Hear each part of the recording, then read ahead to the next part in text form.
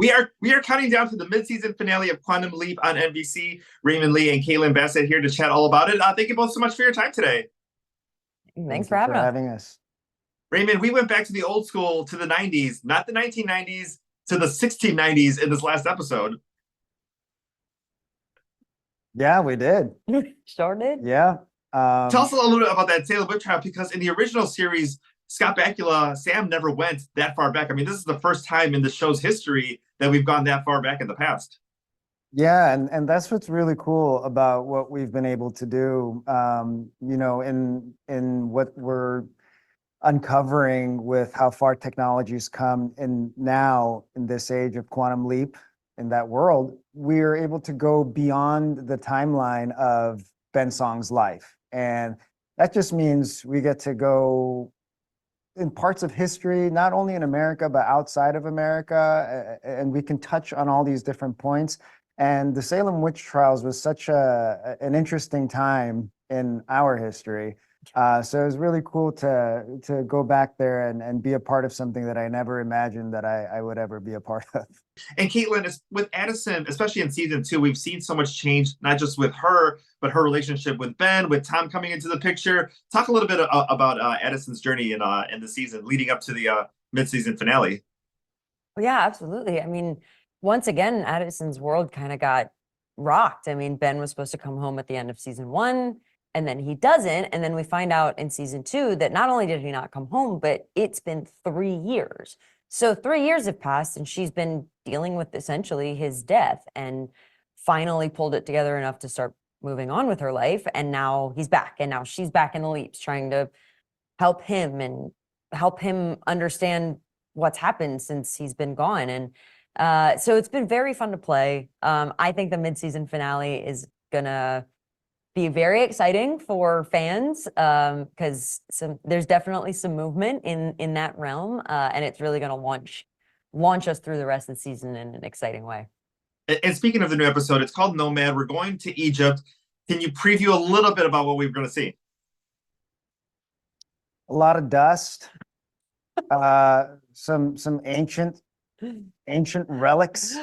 Yeah, I mean, you leap into a CIA agent. I leap into a CIA agent, but what's incredible about the episode, and we've been fortunate enough to have seen it just because everyone's so proud of their work and the excitement was there, and so we got screeners, and it's very cinematic. The way, and we're talking about 2 crews, right? There was an Egypt crew and a crew here, and in order for there to be cinematic cohesion with 2 groups where language barrier is a thing too, is very difficult to achieve, and I'm proud to say that I think that we did achieve it. And it's like watching a movie, and it's great when you get to be a part of a television show that can feel that way.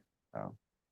I want to ask both of you, because you're both very active on social media, and this time is hard almost for fans because we get that finale, but then we have to wait for the next episodes until 2024. When you've had that break, whether it's been the summer in between seasons, so your DMs just kind of blow up of like, oh, I can't wait to find out of what's going to happen next, because we're going to leave us on a cliffhanger. A bit. Yeah. Along with other things. Yeah, more or less. I mean, it's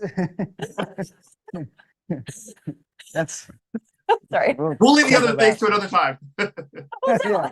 But we have a great publicity team that's able to really flag and field some of those things for us too, and we work in tandem together to try to get the best material out there for our fans to stay engaged with us. Yeah. But yeah, as far as weird DMs go, I think that's a Caitlin thing.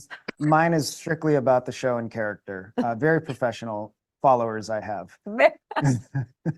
Here, let's go ahead and ask Caitlin a professional question. I heard when you auditioned, they didn't know about your military background, and that wasn't until, was it already after you were cast? And talk a little bit about that. No, actually, they didn't know, which I wish I had known, because I really felt like they did know, and that's kind of why I got to the final rounds, but they didn't. I got to the final rounds just on character work.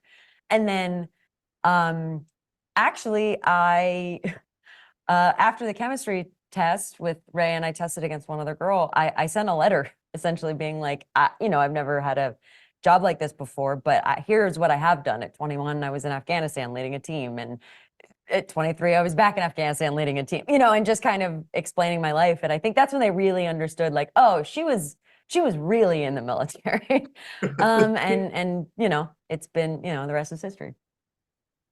As far as the different episodes go and the different eras go, because we get little glimpses of pop culture, of different industries, of different time periods, what's been your favorite as far as like going back to the certain period, whether it was the clothes, the language, maybe the storyline? The 90s are always cool for me, not the 1690s. I mean, that was cool too, but That's cool. it's a period that I've lived through. In the LA riots episode, I looked down at my pants and the shoes I was wearing, and I'm like, I remember wearing baggy pants. I remember the music around this time. I remember the shoes that I wore around these, and it's cool because it's my own nostalgia. Yeah. I love the 70s because the chops and the pants are phenomenal. They are. And also I like to think about my parents' generation, like what they were like when they were in their 20s and just super cool. I'm like, oh, that's what you look like. That's cool. Yeah. That is awesome. Caitlin, Raymond, thank you both so much for your time today. The mid-season finale of Quantum Leap airs December 13th on NBC, and then catch it the following day on Peacock. And happy holidays to both of you. You too. Happy holidays.